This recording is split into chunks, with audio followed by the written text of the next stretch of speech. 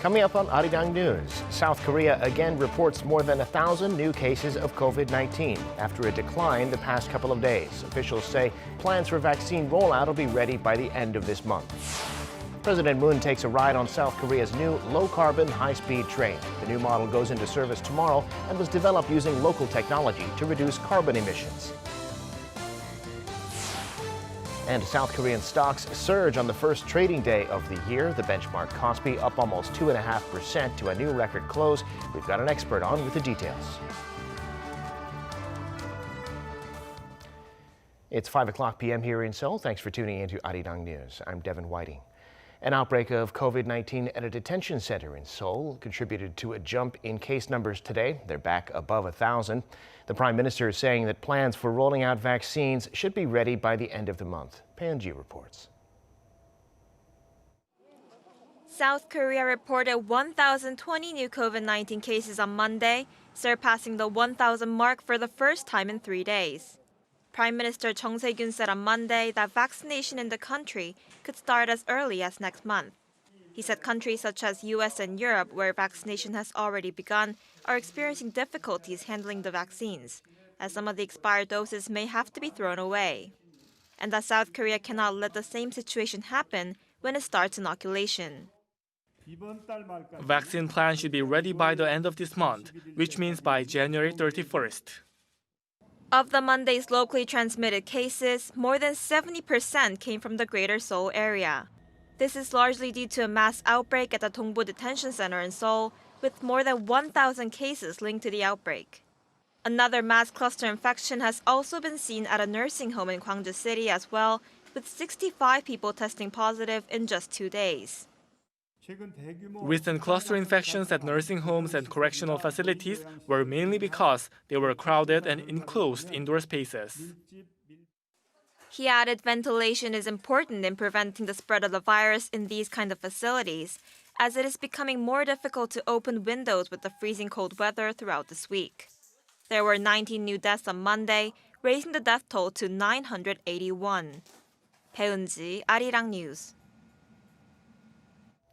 South Korea's defense ministry has decided to extend the current distancing measures in the military for 2 more weeks as well. Under level 2.5, the second highest tier, that means the nationwide ban on vacations and off-site trips, already in place for well over a month, will continue until January 17th. As of Monday morning, the military's reported a total of 508 coronavirus cases. 431 service members are in quarantine based on the nationwide standard, plus almost 3,400 now isolated based on the military's own stricter rules.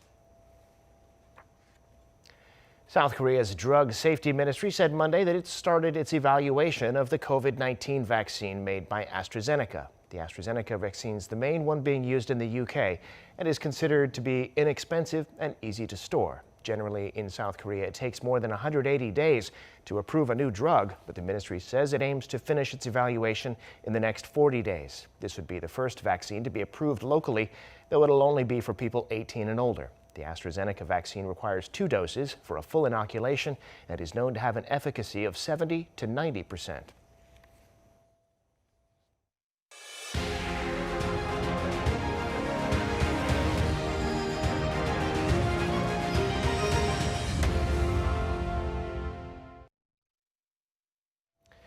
President Moon Jae-in took a ride today on South Korea's new low-carbon bullet train, a day before it enters service. The new model is a type known as electrical multiple units, or EMU, meaning they don't have an engine car at the front of the train. Rather, each car propels itself and does so using electricity rather than diesel. Kim Min-ji reports.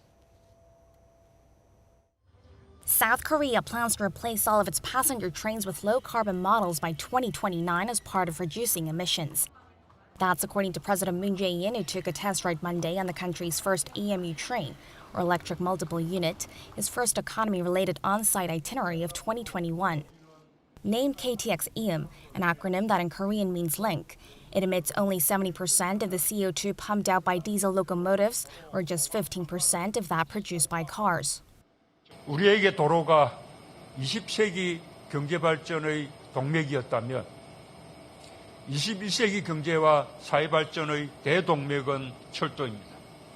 2029년까지 모든 디젤 여객기관 차를 KTX 이음으로 대체하겠습니다. 이를 통해 소나무 1,000만 그루를 심는 것에 맞먹는 온실가스 7만 톤을 감축하고 탄소 중립 사회로 나아가겠습니다. With a maximum speed of 260 kilometers an hour, it will run between Wonju and Gangwon-do Province and Checheon and Chungcheongbuk-do Province starting Tuesday. An EMU consists of carriages that are each self-propelled using electricity. This is the first such train in South Korea developed using domestic technology. With the global rail market expected to grow this year to roughly $220 billion, with an annual growth rate of 2.9%, Moon vowed efforts to make South Korea a transport infrastructure powerhouse, while at the same time achieving balanced regional growth. 2025년까지 70조 원 이상을 투자하여 고속철도, 간선철도망과 대도시 광역급행철도 사업에 더욱 속도를 내겠습니다. 이를 통해 전국 주요 도시를 2시간대로 연결하고 수도권 통근 시간을 30분대로 단축할 것입니다. South Korea is the fifth country in the world to use homegrown technology to produce bullet trains. Moon said this year will mark the start of the new train's rollout, adding that it represents a combination of the country's digital and Green New Deal initiative to achieve carbon neutrality. Kim Min-ji, Arirang News. South Korea's central bank is forecasting global economic growth to pick up in the second half of this year thanks to the distribution of COVID-19 vaccines and greater fiscal spending by the new U.S. administration. But it warns of uncertainties, especially in regard to the pandemic and the tensions between the U.S. and China. Kim Jae-hee reports.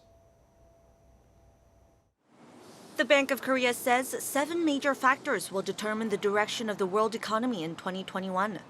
The commercialization of COVID-19 vaccines, the incoming Biden administration's economic policies, China's growth strategies, U.S.-China tensions, political tensions and economic imbalance in Europe, along with the global imbalance in economic recovery from the pandemic and the international community's response to climate change. Regarding vaccines, the central bank forecasts that so-called herd immunity is expected during the second half of the year, mainly in advanced countries, but public rejection of inoculations and a possible delay in some vaccine rollouts could see the pandemic continue even longer. The BOK also predicted the Biden administration could have a positive impact on the global economy with large-scale fiscal spending and lower uncertainty in global trade. However, it added the administration's protectionist trade stance and concerns over intensifying tensions between the U.S. and China could limit its positive impact. Regarding China's economic strategy from 2021 through 2025, which focuses on expanding its domestic market, the bank predicted China's participation in the global supply chain would be less pronounced, but its potential as a global consumer market would grow. The BOK also forecasts that sharply frayed U.S.-China relations are likely to continue, and political conflicts will spread in Europe amid the widening economic gap between the EU's member states. It added the widening imbalance could constrain the global recovery, but the international community's response to climate change will be stronger. Overall, it forecasts that the global economy, despite some negative factors in 2021, will grow in the second half thanks to the commercialization of COVID-19 vaccines and the incoming Biden administration's fiscal spending. But it left open the possibility of an unexpected delay in the global recovery due to uncertainties over the pandemic and Beijing-Washington tensions. Kim Jae-hee, Arirang News. Time now for an in-depth look at the market news on this first trading day of the new year. And for that, I'm joined on the line by Dr. Yang Jun-seok, Professor of Economics at the Catholic University of Korea. Professor Yang, Happy New Year and thank you for coming on today. Happy New Year. U.S. stocks, like Korean stocks, ended 2020 at record highs. The Nasdaq in particular saw its best year since 2009. What do you see happening this year in the global markets and what should we watch in particular? Okay, well, 2020 annual returns, the Dow index was 7.2%, S&P was 16.3%, and NASDAQ was 43.6%. All these indices ended the year at or near historical highs. But remember that the economic news for the real economy is still not that good. So rather than any kind of advancement in the real economy, the high stock prices are likely due to the liquidity in the market, low interest rates. Because of the coronavirus, the central banks have been engaging in an extraordinary expansionary monetary policy, and we saw something similar right after the 2008 global financial crisis when the central banks loosened up their monetary policies. We saw the stock market rise. That is double for the coronavirus currently because their central banks are engaged in even more active monetary policy. And furthermore, the people who are not as affected by the coronavirus is buying stocks partially because, well, they don't have any place else to spend their money. They can't go on tourism. They can't spend money on services. So they seem to be putting their money in the stock market, which helps the stock market grow to record highs. But with the exception of some tech companies, it's questionable whether the long-term profitability of these companies have risen. So the stock market seems to be very much dependent on monetary policy, but most of the central banks in the advanced countries have said that they will not raise interest rates this year, and they will probably engage in expansionary monetary policy, increasing liquidity for most of this year. So we're likely to see the stock market in the United States go up. Now, for the European markets, unlike the U.S. market, which is rising despite the worsening coronavirus, European market seems to be falling because of the worsening coronavirus. The tightened restrictions in the UK, as well as higher U.S. tariffs on some European goods such as French wines, German aircraft parts, due to WTO rulings on aircraft subsidy, have reduced the European markets at the end of last week. The Asian markets, Hang Seng and Shanghai, are taking after the U.S. markets. They're continuing to rise, but Japanese Nikkei is falling since December 30th. It seems that Japan, the Tokyo and 3 surrounding prefectures may declare emergency because of the coronavirus. The government has ordered restaurants and bars to close at 8 p.m., so that pessimism seems to be affecting the market negatively for Japan at least. And Professor, Korean markets surging today in their first session of the year. Obviously, that means another new high. Tell us about the local markets. Okay, well, it's a bit of old news by now, but whenever Kospi goes up, since November, it hits record highs. It rose 2.5% today to 2,944.45, and it seems like breaking the 3,000 barrier is just a matter of time. The purchase today was led by individual investors. They overcame a large sell-off by institutional investors, and semiconductors and components for electric cars led the surge today. Samsung Electronics and SK Innovation, which makes electric batteries for cars, electric cars, have led the charge today. So we'll probably hit 3,000 very soon. The big question, though, is whether it'll stay at 3,000 for how long, because like the U.S. market, the Korean stock market seems to be driven more by liquidity in the economy rather than the underlying profitability of the companies themselves. And then for Kosdaq rose 0.95% today to 977.62. Again, individuals bought stocks, and both indices were rising throughout last week and today.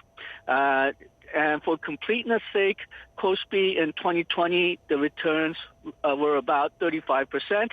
Kosdaq was about 43%, which is even higher than the NASDAQ index. So Korea had a very good year. It certainly did. All right, Professor, we're going to have to leave it there for today. Thanks so much for coming on. Appreciate your insights. Thank you.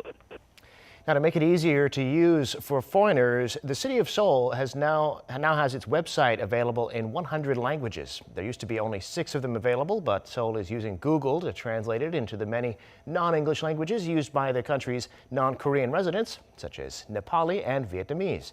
Just go to the city's English language website, then click the option in the upper right corner for Worldwide to see the options. This will enable anyone to see the latest news and policies in Seoul in their native language. The initiative started in 2019 when it was suggested by Russian residents at a town hall meeting.